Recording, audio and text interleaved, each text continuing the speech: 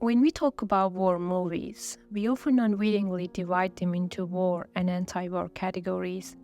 Defining genres is a bit like defining colors. There are so many shades that it is difficult to give a specific definition.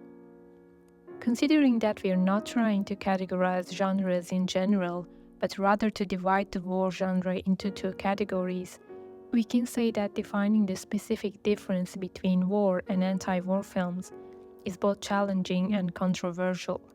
Very few films in this genre have managed to depict the horror and abomination of war without glorifying it. One such film is Come and See, an exceptional anti-war movie directed by Elem Klimov in 1985. Initially, director Elem Klimov decided to name the film Kill Hitler, but due to prolonged filming and censorship, he later changed it to Come and See. The plot of the film is simple. In 1943, in the Belarusian Soviet Socialist Republic, a 14-year-old teenager named Flyora joins the partisans to fight against the Nazis. The rest of the film depicts the brutality and horrors that Flyora experiences and witnesses during the war.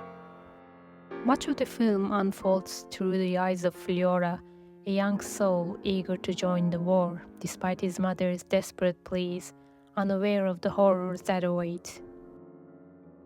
The story begins with an old villager warning Flyora and his friend as they play war games, digging trenches in search of hidden weapons.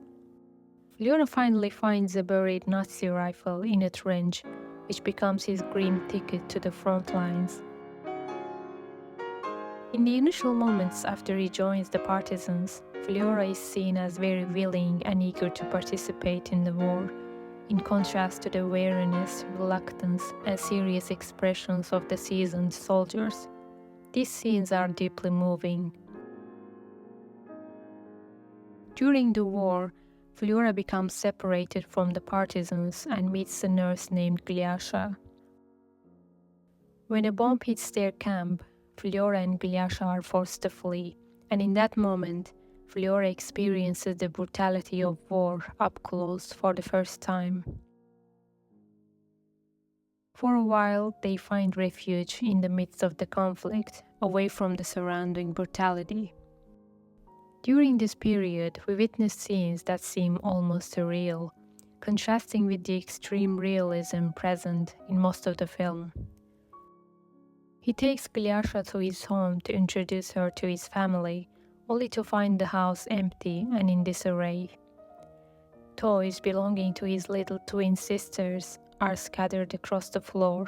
Even hot soup is still on the stove. The scene suggests something tragic has happened.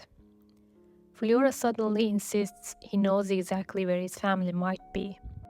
While Glyasha is aware of the situation, Flyora refuses to accept it. As they leave the house, they encounter a horrifying sight that Flyora struggles to face. This sight, whether from denial or dread, becomes his greatest torment. He has already lost his family, neighbors, and many people he knew in the town. The camera often becomes Flyora's eyes, letting us see and hear the world as he does. Like us viewers, Flyora witnesses the harrowing truth of war, his innocence shattered by its cruel reality. Flyora comes across horror in every scene, both visible and hidden from him. The story follows him as he moves from one part of the town to another, with the Nazis increasing their brutality. We come and see mines exploding, Nazis parachuting down like figures from the Bible, forests being exploited, and people burned alive. Towards the end of the film, there's a scene where the Nazis herd the villagers into a barn. All the children, their parents, the elderly, the babies, and Flyora are inside. The Nazis declare that parents who agree to leave their children behind may leave. A tense silence follows, as no parent is willing to abandon their child. because the survivors of such a war can only envy the dead.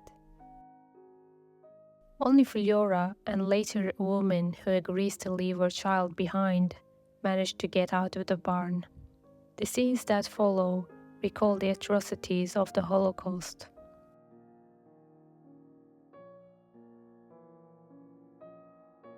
Flyora sees a portrait of Hitler covered in mud, and the teenager, who has never fired a rifle throughout the film, becomes enraged and begins shooting for the first time. Each shot causes the scenes to rewind, taking us back to before the Second World War. We return to the days of Hitler's involvement in the First World War and his youth. He fires relentlessly until he reaches the vision of Hitler as an infant. At this moment, he stops, unable to continue even when reminded of the burning villagers in the barn. The horror on his face leaves us questioning. If we could travel back and eliminate the instigator, would we have prevented these countless tragedies, sufferings, and war crimes?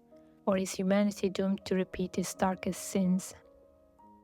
It also serves as a painful warning that we, as humanity, must recognize the signs leading to such horrendous acts and ensure they never happen again.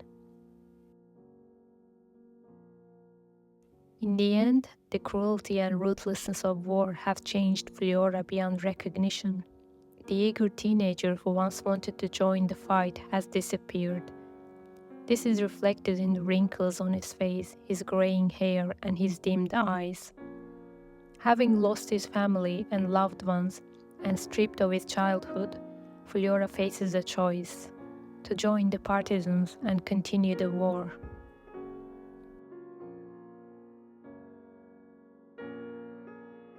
As mentioned at the beginning of the video, director Elem Klimov originally intended to name the film Kill Hitler.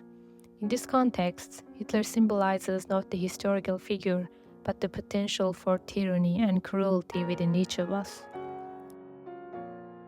Klimov believed that within everyone, to one degree or another, lies a dark, tyrannical side capable of committing terrible acts, and it's crucial to confront and overcome this darkness before it's too late.